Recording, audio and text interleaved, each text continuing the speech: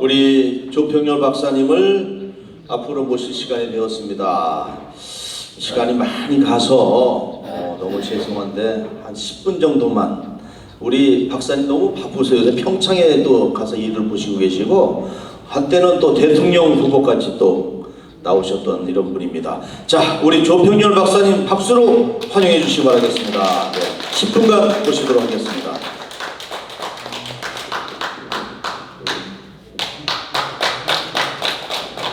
예, 갖다 드릴게요.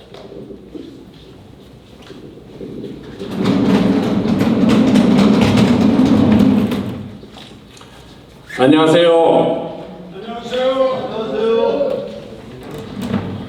대단히 반갑습니다. 이 못난 바보가 10여 차례 이상 여기서 특강을 했습니다. 10분을 특강을 하라면 하지 말라는 거 아닙니까? 제 강의는 시작하면 최하 300, 500 이렇게 기업체에서는 3천만까지 줍니다. 10분을 하려면 몇 억을 주려는 것 같습니다. 바보라 바보 소리 했습니다. 믿고 행동하라. 그러면 이루리라. 이런 큰 주제로 오늘 모셔볼까 합니다. 존경하고 사랑하는 애국 국민 여러분, 안녕하십니까?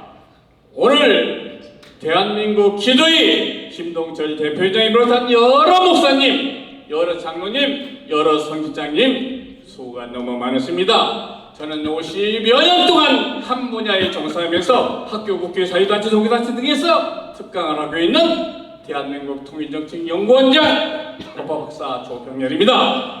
정중히 다시 한번 인사 올립니다.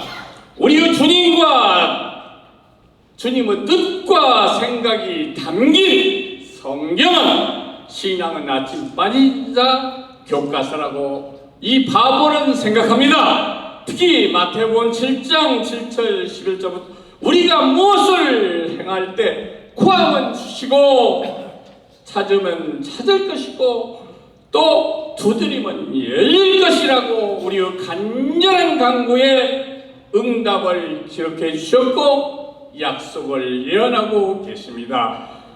우리의 하나님은 우리의 뜻대로 잘 살기를 진실로 간구하고 기도하면서 신명기 20장 1절부터 20절까지 하나님의 말씀을 지키라고 한 명령에 따르면 하나님의 공의와 정의가 강물처럼 흐르는 바르고 정의로운 밝은 세상이 열린다고 굳게 믿고 행동하면 반드시 이루어질 것이다. 기도할 때 무조건 믿고 행동하면 이루어질 것이다. 이 말씀인 것 같습니다. 믿는 사람, 믿지 않는 사람을 잘 선교하고 잘 살 수 있는 나라를 만들기 위해서 전면적이고 과학적으로 연구한 정책을 만들어야만이 하나님의 뜻이 온 세상을 환하게 비칠 수 있다고 믿기 때문에 저는 그동안 간구와 기도하면서 국민을 구할 수 있는 정책을 준비한 내용을 간단히 보고드리겠습니다. 동의하지 않는 분은 양해해 주시기 바랍니다. 그래서 저는 오늘 특강을 믿고 행동하라 이루리라 이 큰 선정했습니다. 변화의 시작은 내가 먼저 바뀌어야 됩니다. 내가 먼저 바뀌어야 세상이 바르게 보입니다. 왜냐하면 한 사람이 국가이기 때문입니다. 국가의 존재 이유가 뭡니까? 국민의 생명과 재산을 안전하게 지키고 보호하여 국가를 더 크게 발전시켜서 국민이 더 잘 살 수 있게 만들어야 궁극적인 목적인 선진국이 되고 인류를 선조하자는데 그 목적이 있고 당위성이 있기 때문입니다.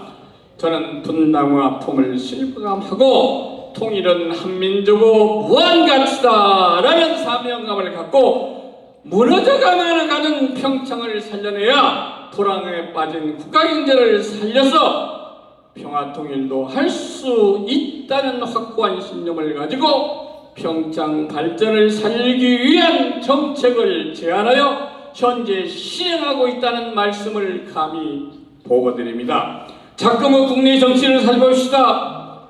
위 아래에서 70여 년 동안 준비하여 북한과 일본이 치받고 있는 이 참담한 현실에 우리는 무엇을 준비했습니까? 가슴에 손을 얹고 우리 한번 반성해 봅시다. 너무나도 가슴 아픈 일입니다. 물론 미래와 통일은 준비 없이는 열리지 않습니다. 왜냐하면 국가와 나는 강한 힘과 능력이 있어야 지킬 수 있고 안보가 무너지면 나라도 국민도 전부 잃기 때문입니다. 생각해 봅시다.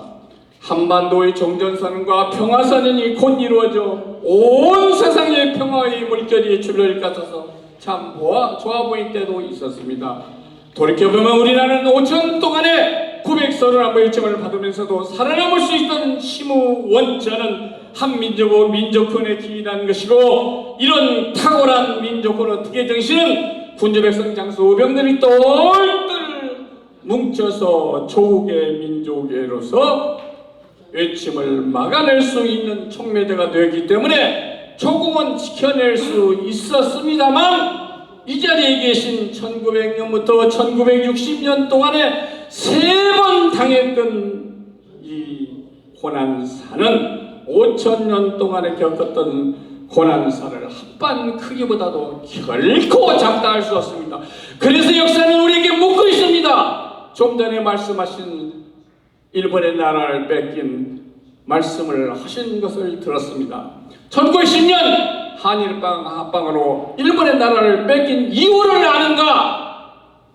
해방 45년 기쁨을 쟁취한 해방 기쁨 속에서 먹기도 전인 48년 남아는 8월 15일, 북한은 9월 9일 대한민국과 인민공화국이 사상 문제로 둘로 갈라진 그 이유를 아는가? 1910년 6.25 동족상전으로 비극전쟁인 전쟁이 일어나 수많은 백성이 죽었고 분단국가라는 계급장을 단 이유를 아는가? 국가는 역사의 가르침을 바르게 깨달아야 국민이 행복한 미래를 설계할 수 있다고 확신합니다. 그래서 국가는 과학적으로 연구한 현장 중심 행정정책을 활용하여 강한 국가를 만들어야 국민이 손발이 터지면서 낸 혈세를 줄이면서 소수가 아닌 전 국민이 국정에 참여해서 강한 국가를 만들 수 있다고 저는 확신합니다. 둘째로 국가는 한 줄 세우기나 서열 위주의 무한경쟁 교육정책을 재능 맞춤형 교육정책으로 대전환하면 우수한 인재를 길러낼 수 있습니다. 왜냐하면 잘 키우는 사람은 바로 국가이고 인류를 선도할 수 있으며, 바른 국가 정책은 국가의 명운을 좌우할 수 있는 국사 중 대사이기 때문입니다. 이러한 중대한 교육 정책을 우리나라 건국 이래 시행한 바가 없습니다. 교육 정책의 효과에 대해서 단 하나만 생각해 봅시다. 노벨 평화 수상자 우리나라는 단 한 명뿐이지만 유대인은 우리나라 숫자와 지능수가 비슷하죠. 100 비슷합니다. 그런데 노벨 평화상 수상자의 3분의 2인 164명이나 되고 저 쪽발이 일본도 25명이나 됩니다. 그래서 큰 소리 하는 겁니다. 우리는 입으로만 잘났고 입으로만 지도자고 입으로만 교육자입니다.